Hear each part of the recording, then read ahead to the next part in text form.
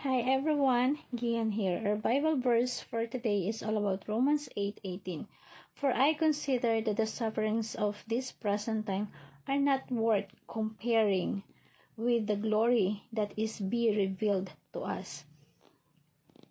Napaka-blessed po natin. Kasi po, yung talata na to, binibigyan tayo ng assurance that there always perfect time that God sets for us. Ang Diyos po natin, hindi po siya napapaaga, hindi rin siya napapahuli. Always perfect yung time niya.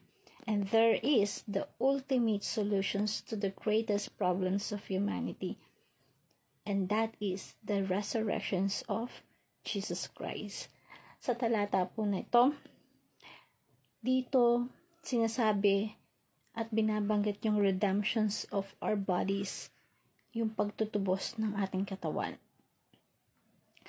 Lahat ng mga pagdudusa, problema, sufferings na meron tayo sa buhay natin ngayon, hindi siya maihahanin tulad sa anumang pwedeng kagandahan mangyari sa atin in the future. Kasi yung pwedeng meron tayo is panghabang buhay, buhay na walang hanggan. When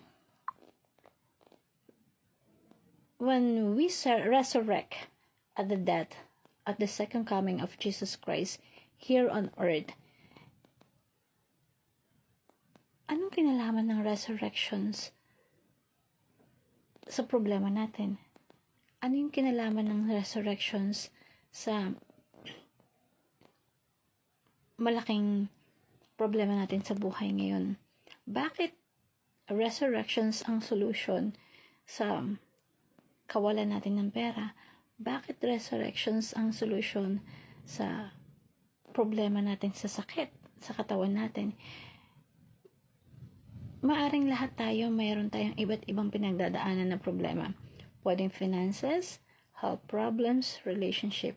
Now, ang solution sa lahat ng yan, si Jesus Christ. Teka, paano nga ba naging solution si Jesus Christ, yung resurrection ni Jesus Christ, problema natin sa pera, problema natin sa relationship, or problema natin kung meron tayong pinagdadaanan na sakit ngayon? So, paano si Jesus Christ ang solution? Kung titignan po natin, we are the shadows of our Lord Jesus Christ. Kung paano si Jesus nabuhay, namatay at muling nabuhay upang magkaroon ng resurrected body, ganun din po ang pwedeng mangyari sa atin. Anyone who put his hope in Jesus Christ will also resurrected from the dead.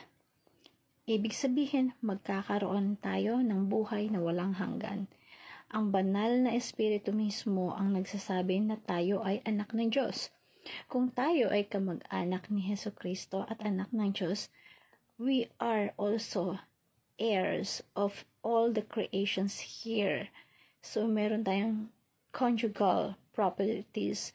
Kung anong meron si Jesus Christ, meron din pala tayo kung pag-aari.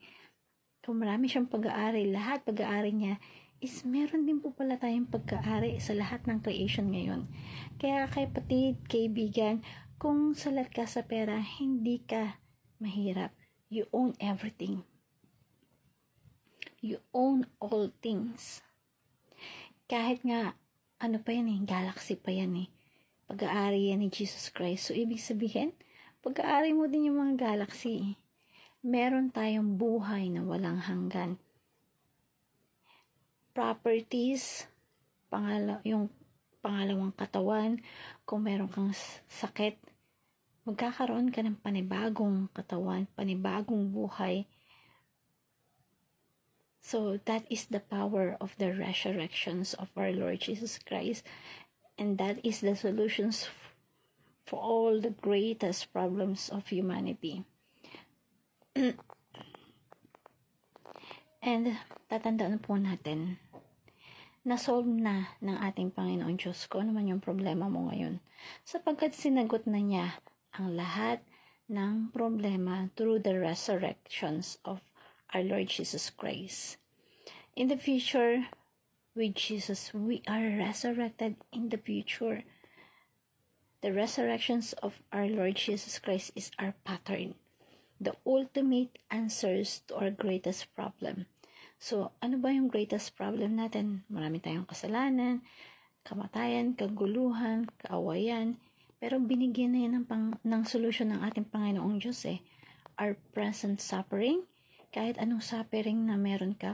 Example, baong ko sa utang, hindi ka makaahon, suffering mo sa health mo, matanda ka na, marami ka ng pinagdadaanan, sakit sa katawan,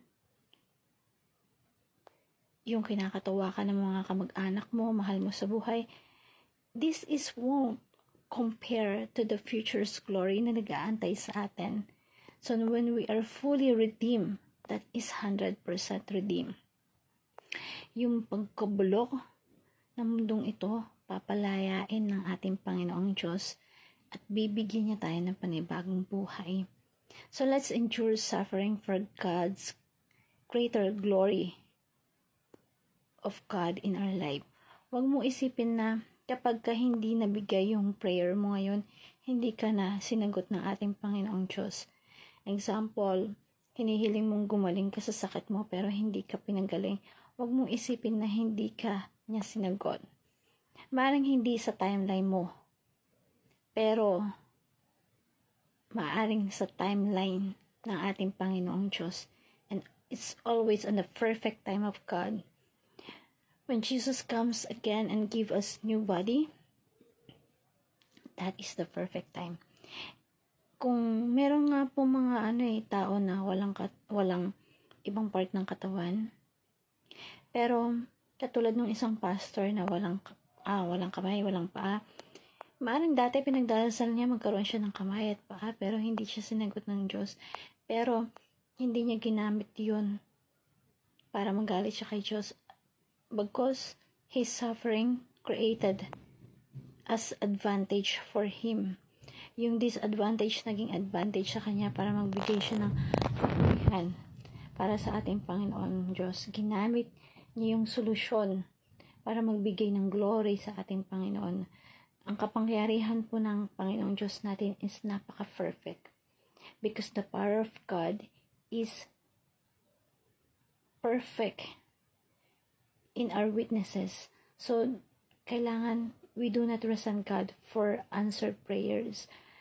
Huwag ka magtampo, huwag ka magalit sa Kanya kung hindi niya sagot yung panalangin mo ngayon. Because God's our prayer, hindi lang kasi para sa timeline natin ngayon, kundi sa timeline ni God. So, anyone who believes in Him will resurrect. Magtiwala ka lang and He will resurrect you. Of course, kaya kang panggalingin ni God ngayon. Kaya kanyang bigyan ng material na pangangailangan mo ngayon. Pero, ang pag-asa natin kasi hindi lang sa timeline natin ngayon. Hindi lang sa kung anong buhay na meron ka ngayon, kundi pang walang hanggan. Kaya, do not hope in the present time only. Pagkatiwalaan mo yung power, yung kapangyarihan ng ating Panginoong Diyos sa pangwalang hanggang buhay. Sa lahat ng kanyang ginagawa at desisyon sa buhay natin, pagkatiwalaan mo, hindi siya late, hindi siya late, hindi rin siya napapaga. It's always perfect yung time ni God. So let us trust our God internal plans sa buhay natin. Ang plano ng Diyos, pangmatagalan, pangmalawakan, pangmalayuan.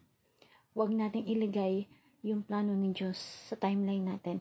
Pagkatiwalaan mo yung plano niya sa timeline niya, kasi yun ang mas the best para sa atin. So, gusto ko pong i-share sa inyo tong prayer na to. Father God, thank you because I have nothing to fear or worry about. Your ultimate solution to my greatest problem is the resurrections of Jesus Christ. Because He lives forever, I shall also live forever. Now, please help me to trust your wisdom, timing, and eternal plan. In Jesus' name. Thank you, everyone, and God bless.